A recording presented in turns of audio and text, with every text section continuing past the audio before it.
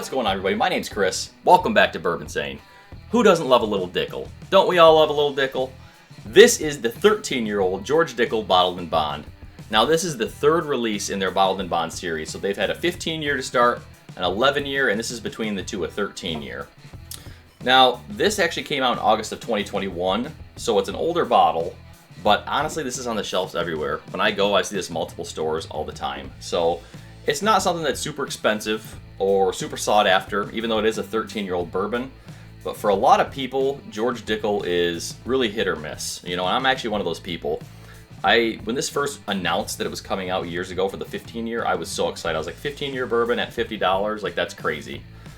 But that Flintstone vitamin note, which a lot of you know about George Dickel, came through so heavy, and it was just off-putting. It was off-putting. You know, the bottle sat here for 3 years, and it took me a long time to drink it. So, but I figured, let's get the 13-year now, give it a try, and see if it's improved or see if that, it's gotten any better. So we're gonna do that. So for those of you that don't know, George Dickel is mash bill 84, 8, and 8. So 8% rye and 8% malted barley. So a lot of bourbon in this, not much rye in general. The distillery itself is located in Tennessee. So they do follow the Lincoln County process, similar to like a Jack Daniel's, where they filter their distillate through charcoal maple. 13 feet of charcoal maple, actually. But the difference with George Dickel is they actually chill their whiskey first down to 40 degrees. So really interesting. The story behind it is that George Dickel thought that the winter months, when whiskey was distilled in the winter months, that it actually tasted a lot better, was a lot more flavorful. So what they do is they chill their whiskey first, then they run it through the filtering, Lincoln County process, then they throw it in the barrels. So it's interesting, but they do have a very distinct profile as it is. So let's go right into the color on this one. 13 years is not a small amount of time in oak, and it does come through pretty well on mine. It's got a medium to dark color. I'm not sure how that shows up in the light, but it's got nice legs, nice viscosity sticking out of the glass. So promising so far. Let's go into the nose. Okay. I've had one pour out of this. So I gave it maybe 2 weeks to open up to get a second one. And it's improved since I did open it. The oak definitely is coming through on this. You can tell this has got some age on it. That super off-putting Flintstone vitamin note is really not coming through too much on the nose. It's there. Like, you can kind of tell this is a George Dickel expression, but it's on the kind of the back end of the nose, if that makes sense. Like, I get it in the very after nose, if you will.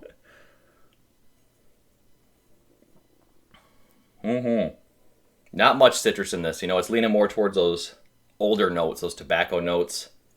The only citrus really coming through is kind of like that Flintstone vitamin citrus, where it's mixed into that vitamin note, but it is very muted. So that's promising. Let's go into the taste on this.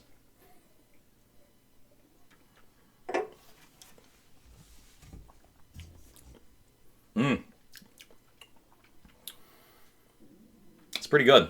That's actually pretty good.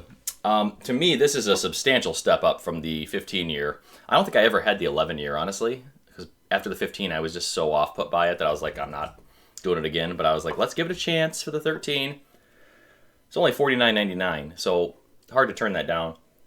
Let's give it another sip.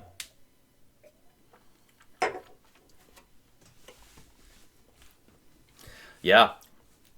Again, that Flintstone vitamin note that a lot of us hate, it is very muted. Like, it's there. It tastes like a Dickel expression, but it is very, very muted compared to their normal, more youthful products. I would say this is more of those aged notes. You're getting the oak tannins. Not really drying me out, which I was worried about, because the 15-year also did that. It gave me a lot of oak dryness, which I didn't like.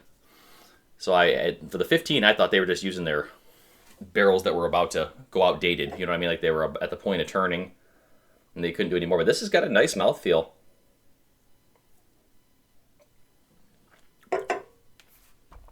Yeah. It tastes 10 plus years. It does. Tastes 10 plus years.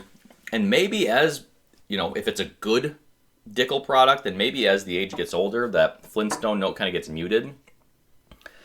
like I said, that was not really the case for the 15 because that was so strong. I don't know, maybe it's just the barrels they picked or from the top or bottom of the floor, for however they did their blending. But this is much better, and it definitely drinks like an older whiskey. It's got darker fruits. It's nothing light or bright citrus about this. Not a huge amount of the baking spice though. Like not much clove. There is some nutmeg in there, I'd say. Let's do one more sip.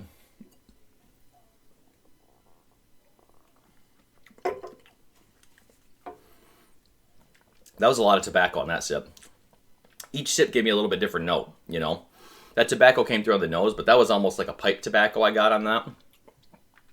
My grandpa used to smoke a pipe, and that's kind of what it took me back to, like out in the garage, and he was smoking the pipe, and it gave me that flavor, It took me back, that nostalgia of it, So this is good.